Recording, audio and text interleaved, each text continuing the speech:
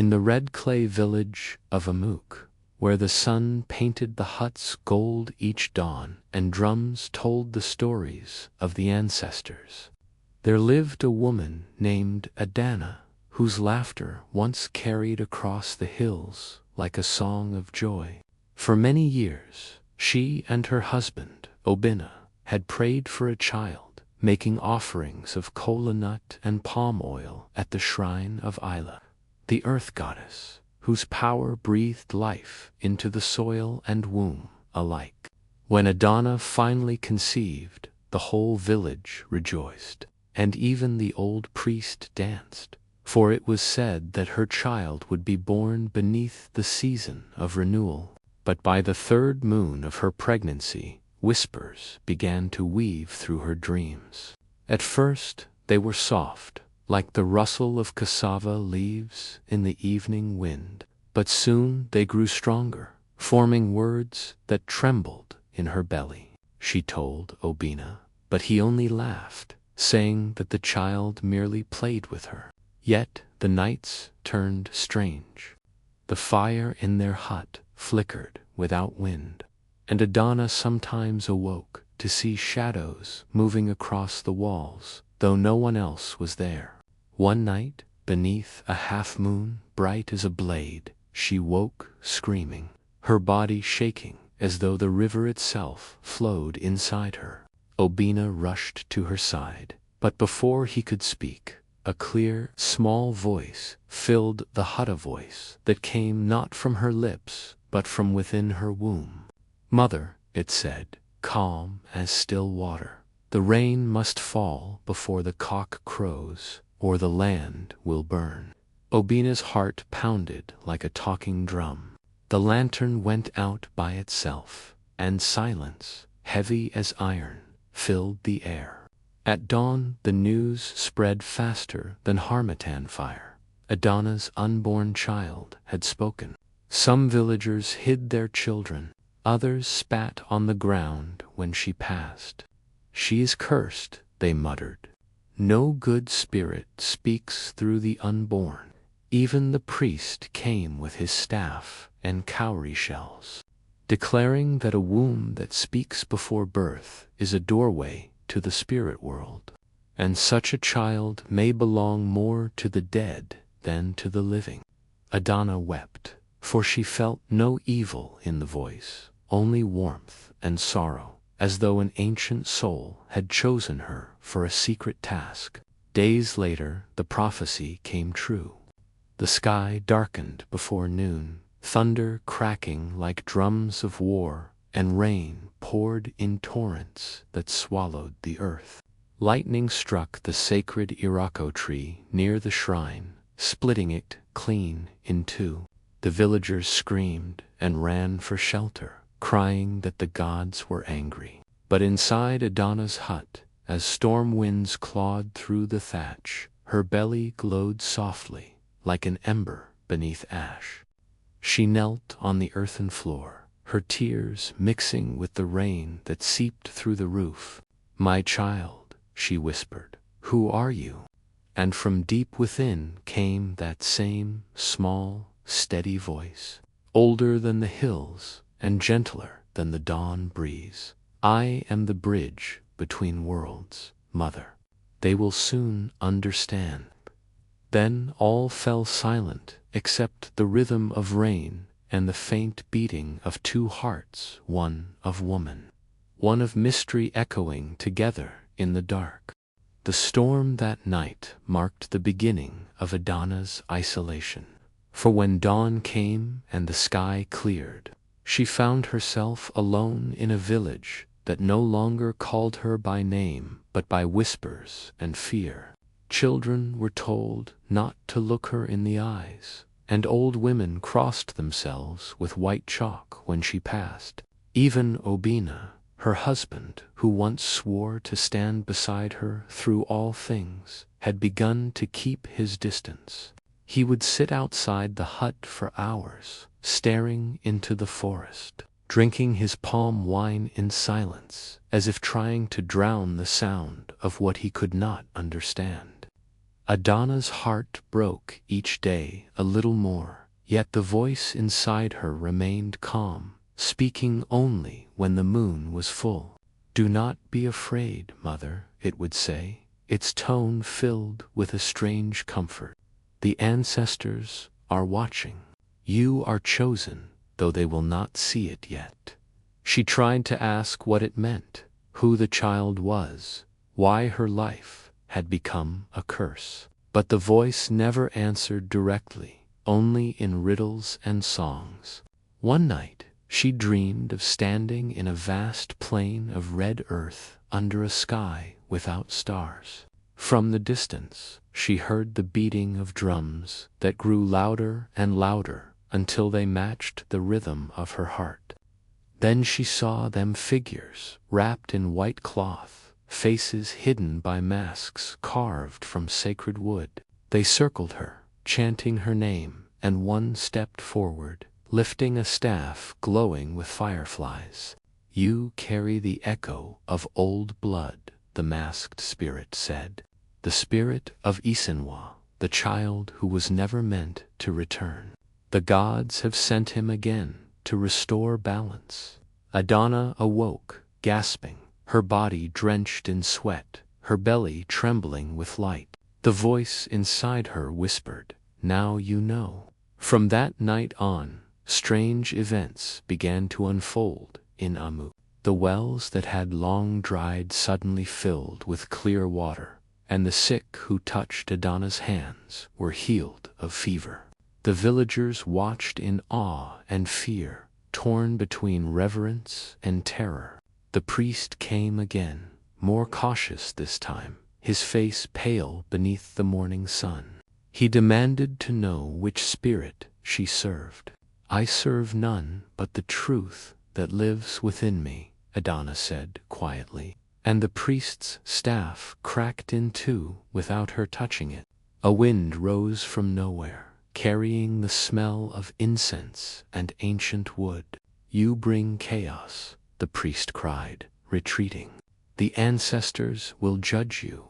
But in the following days, those who mocked her began to fall ill with strange dreams, visions of fire, rivers of blood, and a child's laughter echoing in the darkness.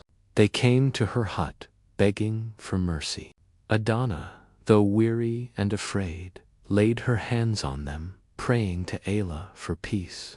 Each time, the voice guided her, telling her which herbs to boil, which chants to whisper. Life slowly returned to the cursed ones, and people began to murmur that perhaps Adana was not mad, but blessed. Still, Obina could not bear the mystery. One evening, as the sun sank like spilled palm oil over the hills, he said to her, "If this child is truly from the gods, then let the gods show themselves. I will not live with fear in my house." Adana wept, clutching her belly as if to shield the life within. The child spoke again, its voice now strong and resonant. "Father doubts what the earth has chosen, but when the river sings, he will see." And that night, as the moon rose, the river behind their hut began to hum a low, haunting melody that carried through the village. And those who heard it fell to their knees, for they knew the ancestors had awakened. The night the river sang, all of Amuk stood still, as if the air itself had been bound by invisible chains. The sound was not like any melody born of mortal hands. It was deep and ancient, a rhythm that seemed to rise from the belly of the earth and flow through every beating heart. The elders said it was the song of Isanwa, the forgotten spirit child of the ancestors, whose voice could awaken the sleeping powers of the land. Adana stood by the riverbank, her feet sinking into the cool mud, her belly glowing faintly under the moonlight. The voice inside her pulsed with the rhythm of the water. "Mother," it whispered, "do not fear the song. It carries truth and sorrow, and from both shall light be born. Behind her, Obina stood trembling, torn between belief and dread. "What are you?" he cried into the wind. "What manner of spirit have we brought into this world?" The river answered him, not in words, but with a rising surge that leaped like a silver serpent, its spray catching the moonlight in thousands of sparks. Suddenly, a shape began to form upon the water, a shimmering figure cloaked in mist. Neither man nor woman, but a spirit whose eyes burned like distant stars. The villagers gasped and fell to their knees, wailing prayers to Allah and the ancestors. The spirit's voice rolled like thunder, soft yet heavy. "The child in the womb is not cursed," it said. "He is the return of balance. Long ago, men forgot their covenant with the earth, taking more than they gave, wounding the soil with greed. Through this woman, the earth breathes again." Adana fell to her knees, her tears mingling with the river water. "Why me?" she whispered. "I am only a woman of clay and sorrow." The spirit turned its gaze upon her and smiled faintly. "Because clay holds the memory of the first breath," it said, "and sorrow is the root of compassion." As quickly as it had come, the spirit dissolved back into the current, leaving behind ripples that shimmered like glass. For a moment, silence ruled, broken only by the soft crying of crickets and the distant call of an owl. But the peace did not last. By morning, the chief of the village called a council. Fear clouded his eyes, for though he had witnessed the miracle, his heart was bound to the old ways. "A spirit walking through a woman's womb is a danger to men," he declared. "If the gods wish to speak, let them do so through their priests, not through the madness of a woman." Some agreed, but others, those who had been healed by Adana's touch, knelt and pleaded that she be spared. "She is a vessel of Allah's mercy," they said. The village split into those who believed and those who feared. That evening, as the sun bled red over the hills, Obina sat beside Adana, his eyes heavy with shame. "I wanted only a child," he said, voice trembling. "Now I stand between gods and men." Adana reached for his hand, her face tired but serene. "Then stand beside me, not between," she whispered, "for the gods made us both." The wind carried their words away, mingling them with the hum of the river that still murmured softly in the night. And as the stars bloomed above the darkened sky, Adana's womb glowed once more, brighter this time, and the child within spoke with clarity that echoed beyond the hills. "The river has sung, the land has heard. Now the seed must break, and the new dawn must rise." The trees swayed though there was no wind, and the drums of the ancestors began to beat faintly in the hearts of all who listened, marking the beginning of a change that would shake Amuk forever. The days after the river sang were filled with both wonder and unease. For while the land began to heal, the yam vines grew thicker, the air smelled of rain, and even the sickly goats regained their strength. The heart of Chief Ndozi darkened with fear and pride. He could not bear that a woman, and a young one at that, had become the voice of power in Umuk. He called a secret gathering of the elders beneath the Iroko tree, their faces painted with white chalk of authority. "If we allow her to live," he said, "the gods will no longer need us. Her child will rule over our spirits and our men. The order of our fathers will fall." His words struck fear in some, greed in others. So they agreed that when the moon reached its next fullness, they would bring Adana to the shrine and test her with the fire of truth, a sacred trial that no spirit of deceit could survive. That night, as the wind howled through the palm trees, Adana felt the child stir restlessly within her. "Mother," the voice said softly, "they will come for us before the next moon. Do not fear. The river and the wind are our witnesses." Adana's heart trembled. She prayed to Ilah, asking for strength. But what came to her was a vision of the chief himself, his shadow long and twisted, his hands covered in red dust. Days passed, and rumors grew like weeds. Some whispered that Adana's unborn child could speak to the dead. Others said it could control storms. When the appointed night arrived, drums echoed through the hills as the villagers gathered by the sacred clearing. Flames danced high, painting the faces of the crowd in gold and fear. Adana was brought forth, her wrists bound with raffia. Obanah tried to stop them, but the guards pushed him back. "You must prove yourself," the chief declared. "If the child within you is pure, you will walk through the fire of truth unharmed." The villagers gasped, for no mortal could survive such flames. Adana stood tall, despite the terror in her heart. The child inside her whispered, "Mother, do not step into fear. Step into truth." The priest lifted his staff and called upon the ancestors. The fire roared higher, sparks swirling like spirits, freed from the earth.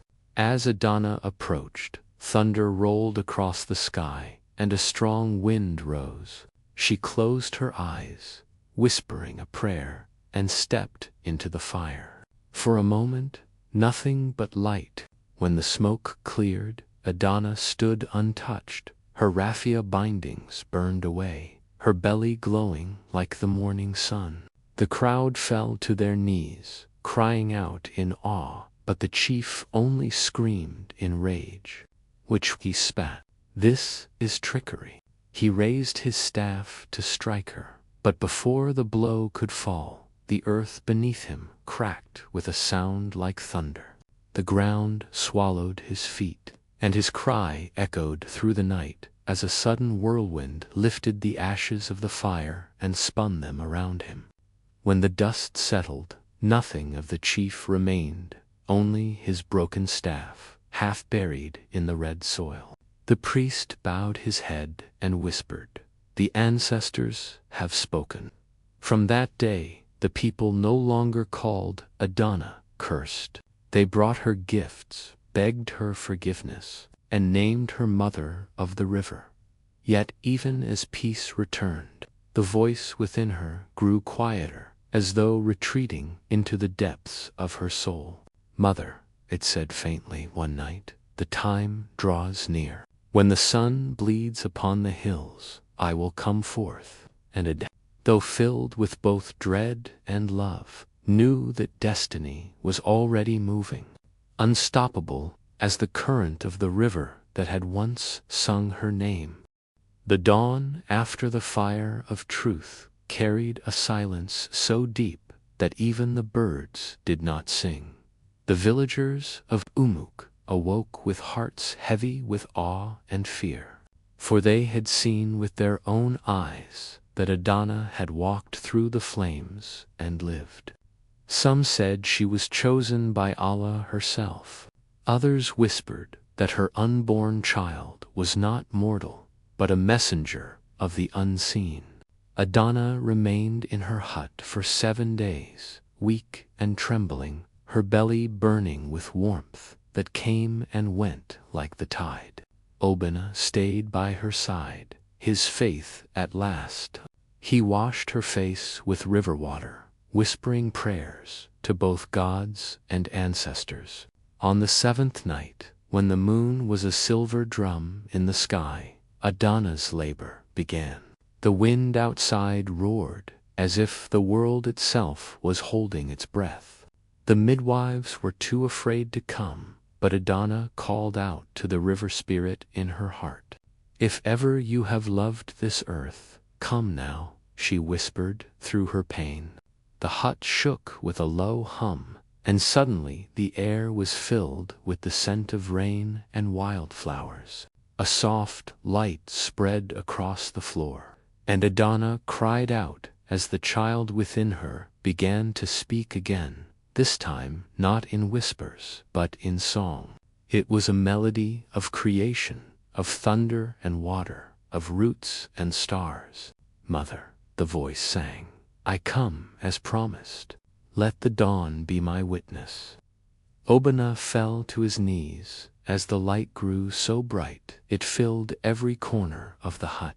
Then came silence, and from that silence a sound soft as a sigh, pure as morning dew. Adana looked down and saw her son, his skin glowing faintly, his eyes deep as the night sky. He did not cry. Instead, he looked upon his parents with calm wisdom far beyond his years.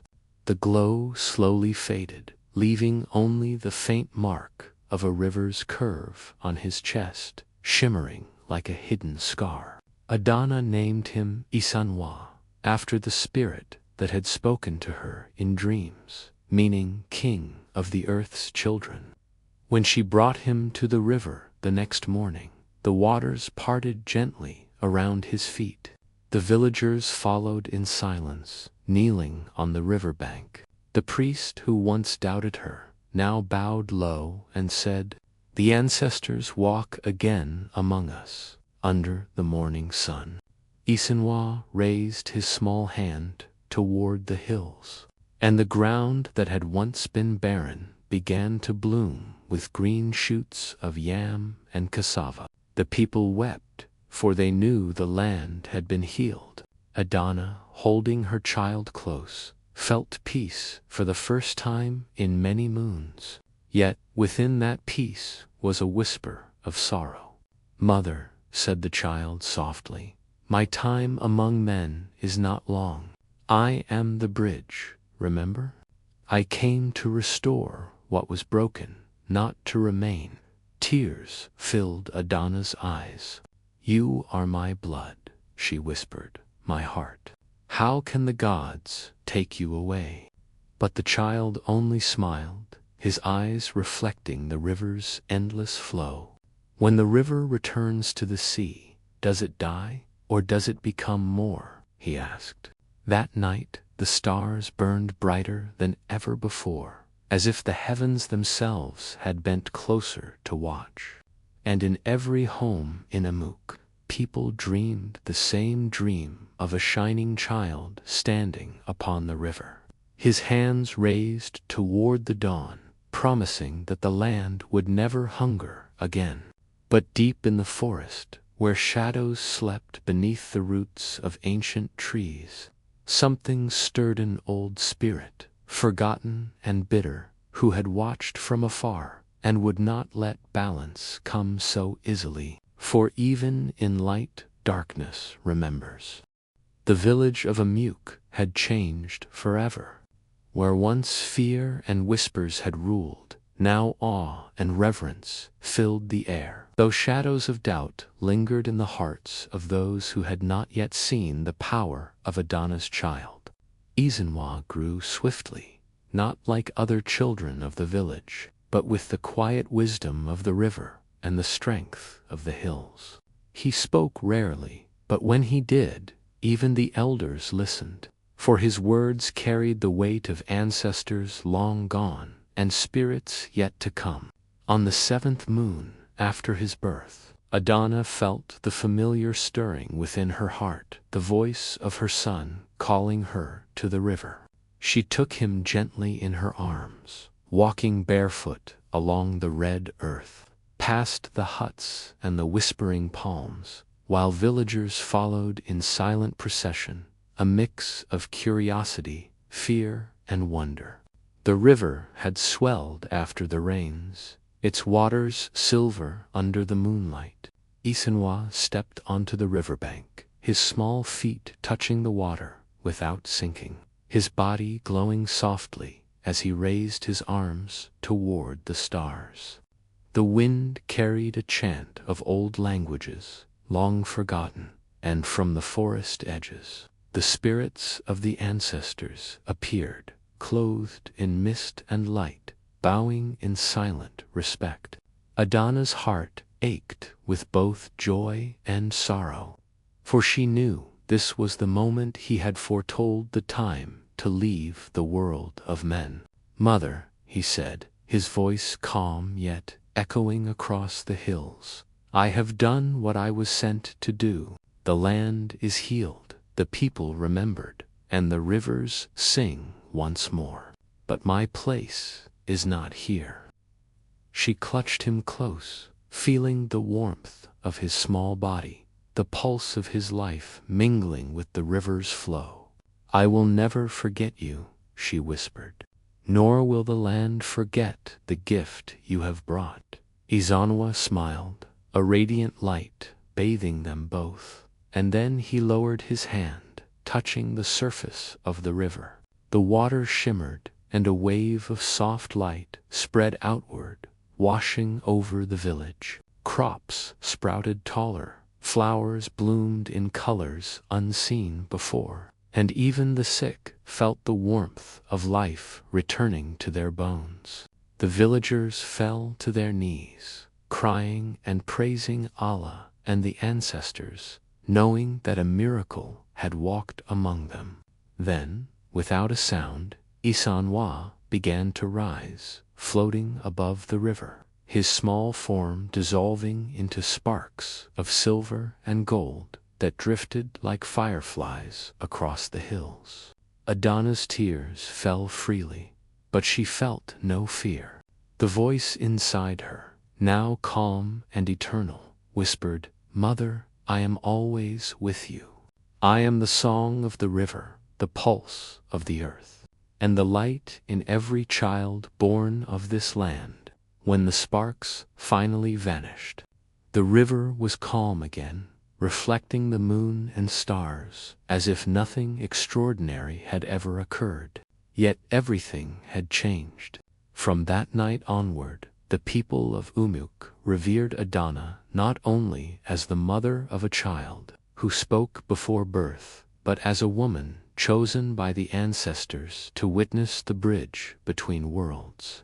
They planted trees along the riverbank in Isanwa's honor, and sang songs of the child of light each new moon.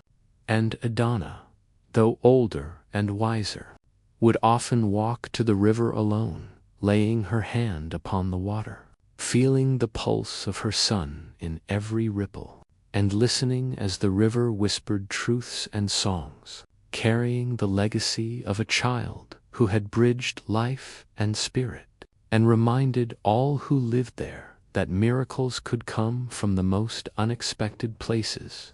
Thus, the tale of the woman whose baby spoke in her womb became legend, passed from elder to child, a story of courage, faith, and the eternal bond between earth and the unseen, leaving a glow in the hearts of all who heard it, as steady and enduring as the river itself.